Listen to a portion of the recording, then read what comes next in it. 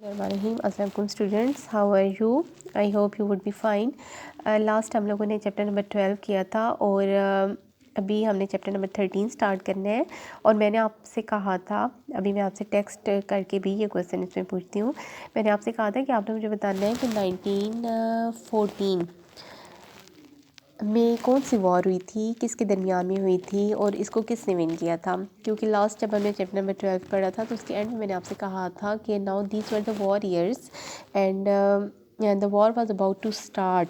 It was 1914. So you had to tell me about the detail of the war. So the first line of chapter number 13 is the war years. The war years means now the war had formally started. Do you think it will last long, sir? यहाँ पे अब mister chips से जो है वो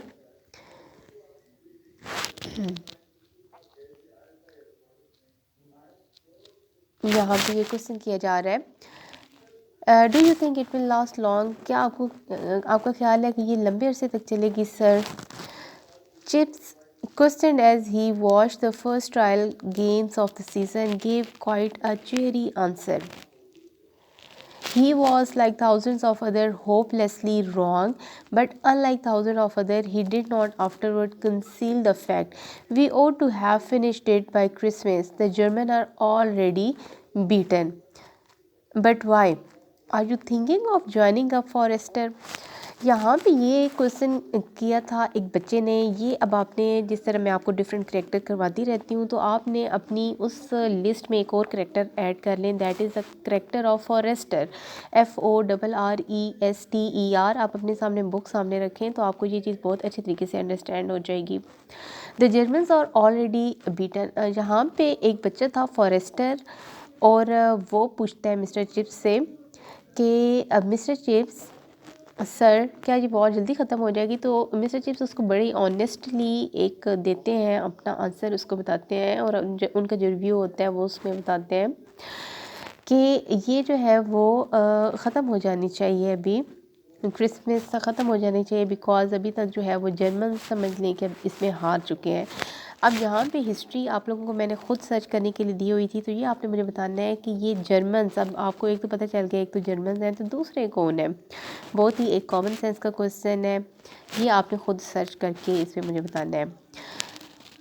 okay, जो because Forrester was the smallest, तो यहाँ पे जब वो फॉरेस्टर पूछते हैं तो मिस्टर चिप्स उसको आंसर करते हैं और उसके बाद मिस्टर चिप्स हंसी मजाक करके उससे कहते हैं कि क्या तुम्हारा भी इसको ज्वाइन करने का इरादा है? क्योंकि अभी तक फॉरेस्टर बहुत ही छोटा बच्चा होता है जब ये सवाल करता है, तो वो तो थोड़े से जोक में, थोड़े मजाक में ये बात कहते हैं, बट कुछ अरसे के बाद उन्हें पता चलता है जब फॉरेस्टर बड़ा होकर आर्मी में जाता है और वहाँ पे उसकी डेथ हो जाती है and he was killed in 1918। क्योंकि वॉर के दौरान बहुत सारे ऐसे स्टूडेंट्स थे और बहुत सारे ऐसे ब्रुकफुल के टीचर्स थे, स्टूडेंट्स थे जिन्होंने आर्मी ज्वाइन कर ली थी और उस वॉर के पार्टिसिपेंट बन गए थे। तो उनमें से फॉरेस्टर भी था। फॉरेस्टर की जब डेथ हो जाती है तो मिस्टर चिप्स को वो फिर बात याद आती है दैट ही इज़ नो मोर। उन्होंने मजाक में वो बात की थी लेकिन वो हकीकत बन जाती है और बाद में वो मजाक नहीं रहता। ओके, एंड इसके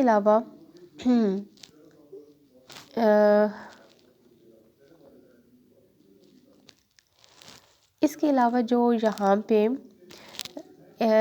एक और भी बात थी कि ब्रुकफील्ड को एक तरह से ट्रेनिंग इंस्टीट्यूट भी बना दिया गया था कि जंग के दौरान, और वहाँ पे लोगों को ट्रेनिंग दी जाती थी आर्मी की।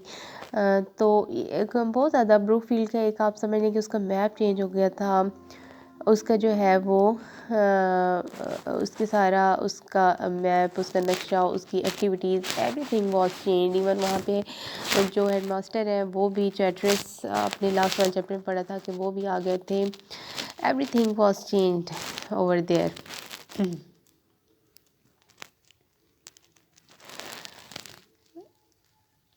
Every Sunday night in the chapel after evening service, Chatris read out the names of the old boys killed.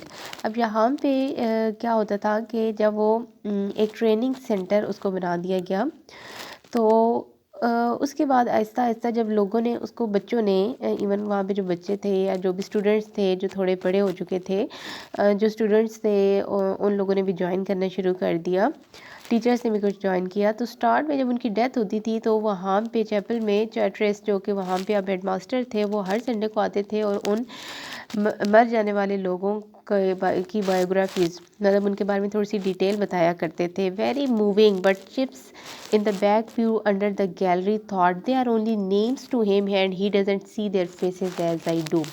तो मिस्टर चिप्स सोचा करते थे कि चैट्रिस, जो कि वहाँ पे एक नया हेडमास्टर अभी आया था और उसने इतना ज़्यादा सारे लोगों को नहीं देखा हुआ था, जब वो सारे लोगों के नाम ले रहा होता था कि फ़लाँ फ़लाँ की डेथ हो चुकी है, तो मिस्टर चिप्स सोचते थे कि इस बंदे ने तो उन्हें नहीं देखा हुआ, लेकिन मैंने तो उन्हें देखा हुआ है। और मिस्टर चिप्स उनको पर्सनली जानते होते थे, तो वो बहुत ज़्यादा इस चीज़ पे फिर उनको वो एक हर्ट करती थी और वो बहुत ज़्यादा गमज़दा इस चीज़ पर हो जाते थे।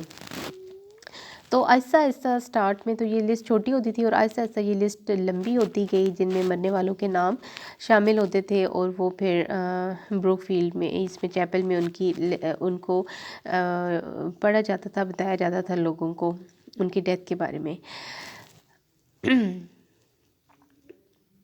Toward the close of that catastrophic July, Chatteris talked to Chips one afternoon at Mrs. Bickett. तो आपने अब देखा था कि मिस्टर चिप्स भी जो है उनकी रिटायरमेंट हो चुकी है और उनकी लास्ट आपने पढ़ा था कि उन्होंने फेयरवेल स्पीच दी है। उन्होंने अपनी स्पीच में क्या कुछ था, ये सारी चीज़ें आप लास्ट चैप्टर में पढ़ चुके हैं। तो जब चैट्रिस जो है वो मिस्टर चिप्स के पास जाते हैं और एक दिन उन्हें कहते हैं कि उनको अपनी सारी प्रॉब्लम्स के बारे में बताते हैं, because he knew that Mr Chips was experienced person, तो वो उनके काफ़ी ज़्यादा हेल्प कर सकते हैं। So he said to tell you the truth Chipping, I am not having too easy a time here, कि मैं यहाँ पे बहुत ही ज़्यादा एक मुश्किल किस्म का वक्त गुजार रहा हूँ। I am 39 you know and unmarried and lots of people seem to think they know what I ought to do. Also I happen to be a diabetic and could not pass the blindest MO, but I don't see why I should pin a medical certificate on my front door. तो वो बताते हैं कि मैं, मतलब इस तरह से मेरे पर्सनल प्रॉब्लम भी है, मैं डायबिटिक पेशेंट भी हूँ, मैं बीमार भी हूँ, मैं बहुत सारी चीज़ें हैंडल नहीं कर सकता, जो कि जिसको ये बातें नहीं पता थी। तो मिस्टर चिप्स को बहुत ज़्यादा दुख होता है उनके बारे में सुन के। और इसके बाद वो कंटिन्यू करते हैं कि अब ब्रूकफील्ड में बहुत सारे ऐसे लोग आ चुके हैं जो कि बिल्कुल ही मेरी बात नहीं सुनते, क्योंकि रॉल्स्टन ने ज़्यादा एक एनर्जेटिक लोगों को ऐड किया था ब्रूकफील्ड में, लेकिन वो ज़्यादा से ज़्यादा जो है वो आर्मी के लिए जा चुके हैं, आर्मी को ज्वाइन कर लिया उन्होंने, और जो पीछे जितना भी माल रह गया है वो किसी भी काम का नहीं है। ये लोग मुझे बहुत तंग करते हैं एंड मुझे इनके लेक्चर्स भी खुद लेने पड़ते हैं, इनकी क्लासेस भी खुद लेनी पड़ती हैं। और उनमें से एक बंदे ने दूसरे के गर्दन पे एक दफ़ा इंक गिरा दी थी। तो ये सारे प्रॉब्लम्स हैं जो कि मैंने हैंडल करने होते हैं, तो मैं ये सारे काम अकेले नहीं कर सकता। So he request Mr Chips to come back in the institute. और इसके बाद मिस्टर चिप्स दोबारा इंस्टीट्यूट को थोड़े सा खामोशी के बाद और उसको विदाउट एनी हेजिटेशन वो उसको जो है वो एक्सेप्ट कर लेते हैं ऑफ़र को, और वो दोबारा ब्रूकफील्ड में चले जाते हैं।